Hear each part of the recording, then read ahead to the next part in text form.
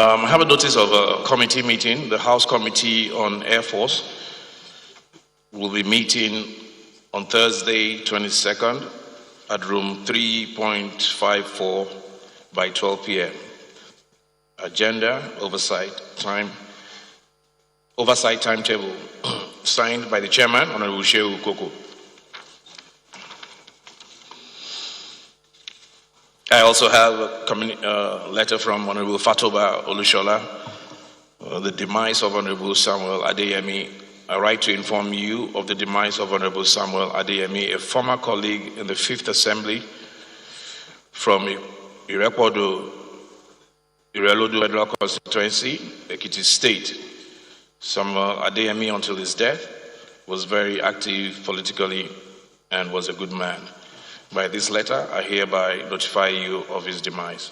Please accept the assurance of my highest regards, Honorable Olushola Steve Fatoba. Please remind me that before we adjourn, we will observe a moment's silence for him. Honorable colleagues, before we go into today's order paper, I will have some remarks, and we will be going into a closed door session before we go into the order paper proper. But before the closed door session, I will read my remarks. Good morning, honorable colleagues, and thank you for being here this morning. About 2 weeks ago, I spoke to this honorable house about the need for urgent, substantive, and wholesale reforms of the Nigeria police force and an overhaul of our nation's internal security and policing framework. This honorable house debated the failures of policing that have caused our nation's youth to take to the streets in their numbers, demanding that government live up to our primary obligation to ensure the security and welfare of our people.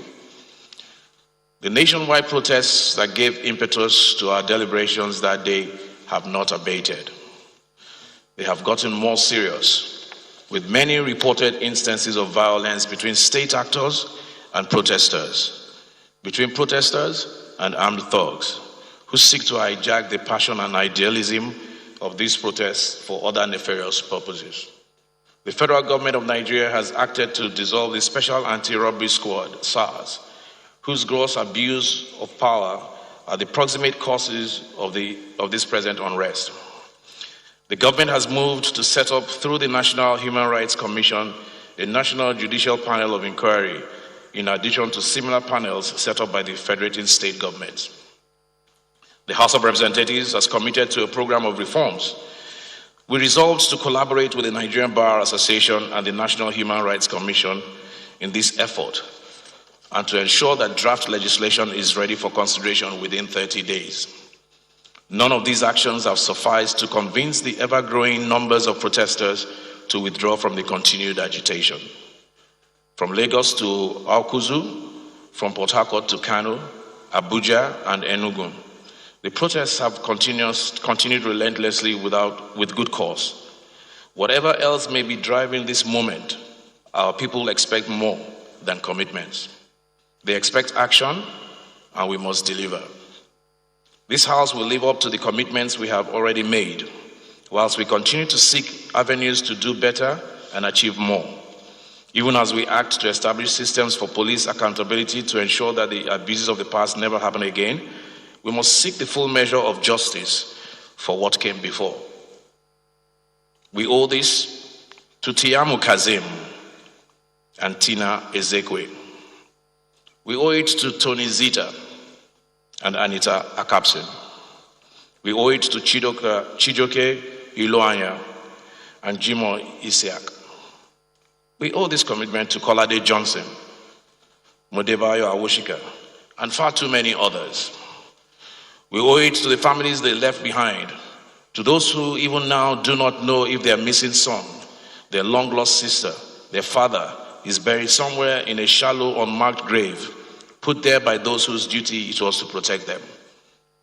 We owe this much to the young people who have such high hopes and lofty aspirations for this nation that they are willing to risk their lives, brave the sun and rain through night and day, to demand that all of us, one nation, under God, live up to the better angels of our NHO and be better than what we are now. On Wednesday, last week, the leadership of the House met with the President of the Nigerian Bar Association. This meeting was in furtherance of the House resolution to partner with the association to develop legislation that implements a new framework for holding police accountable when they fail in the performance of their duties under the law. Following from that meeting, the President of the Nigerian Bar Association, Mattar, constituted a committee led by the eminent Professor Deji Adekunle, Senior Advocate of Nigeria, to work with the House of Representatives to develop a bill for the House within the timeline we have pledged. The committee has resumed its assignment. I thank Olumide Akpata and the leadership of the Nigerian Bar Association for their support.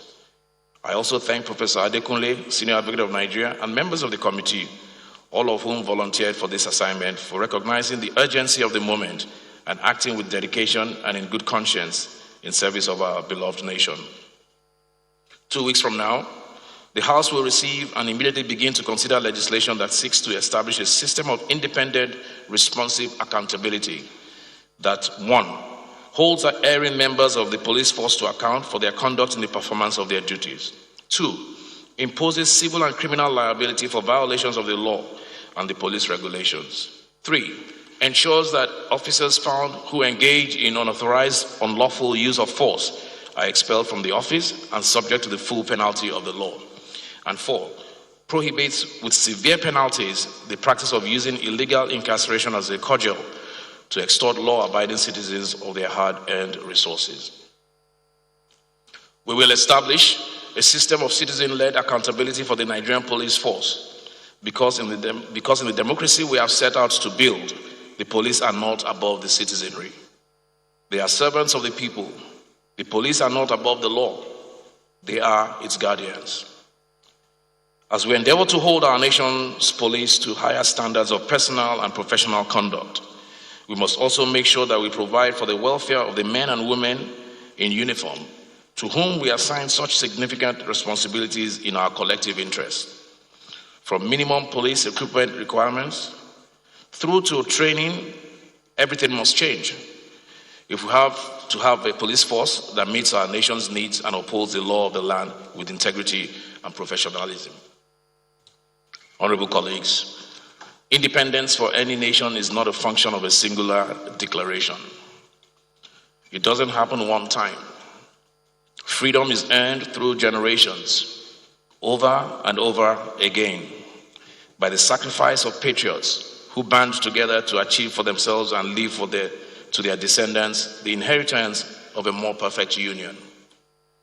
60 years ago, our country gained its independence from the British, who until then had chartered our course and devised our fate. 20 years ago, when we set off the shackles of the military dictatorship to commit once more to this grand experiment in civil governance, we gained independence again.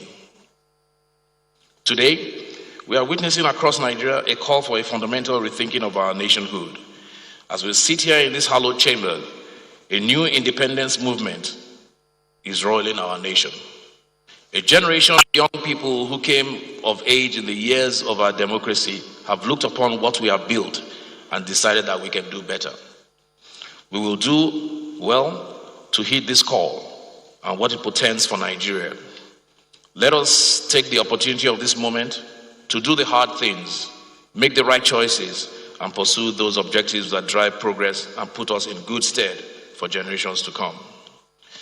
As Speaker of this House of Representatives, let me say now, for the records to reflect, and in the expectation that I will be held to account, I will not sign off on a 2021 budget that does not include adequate provisions to compensate those who have suffered violence and brutality at the hands of the police in Nigeria in the last decade. I will not sign off on a budget that does not meet the reasonable demands of the ASU, to which government has already acceded. There is no better time to rethink the system of funding for higher education in Nigeria. The current system does a great disservice to our children and our country, and we must commit to changing it so that we can free our institutions of higher learning to be citadels where innovation thrives and excellence is a given. With my colleagues in the House of Representatives, I will visit over the next week some of the families of those who have lost loved ones to police brutality. And when we come back, we will work together to honor the memory of those who we have lost. The House of Representatives will pass an electoral reform bill in time for the next generation elections so that we may continue to improve the process of electing our political representatives at all levels. I will support the amendment of the Constitution to ensure that the provisions of fundamental human rights have teeth, resource control is dealt with equitably, and that the next generation of Nigerians will not inherit evident dysfunctions of our current system. This is my commitment, and I ask the support of the House of Representatives for this and more.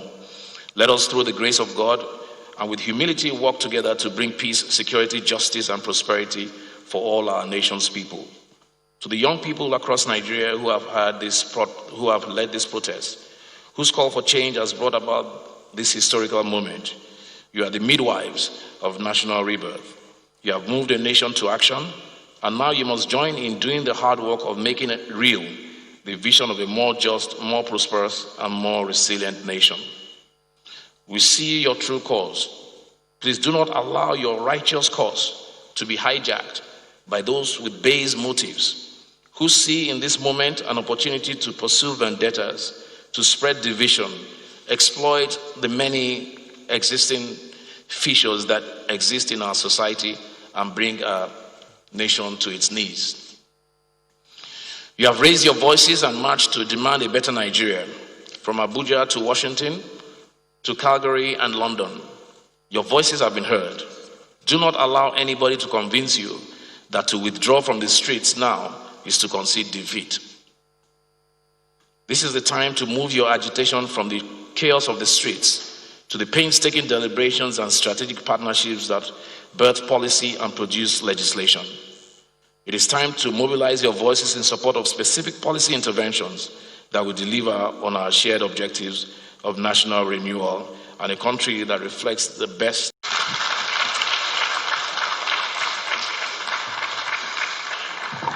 Leader,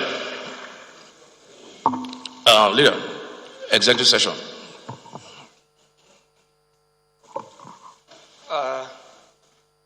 Thank you, Right Honorable Speaker.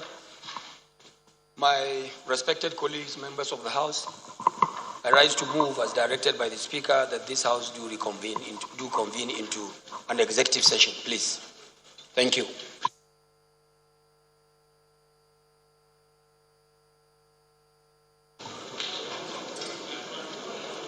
Second.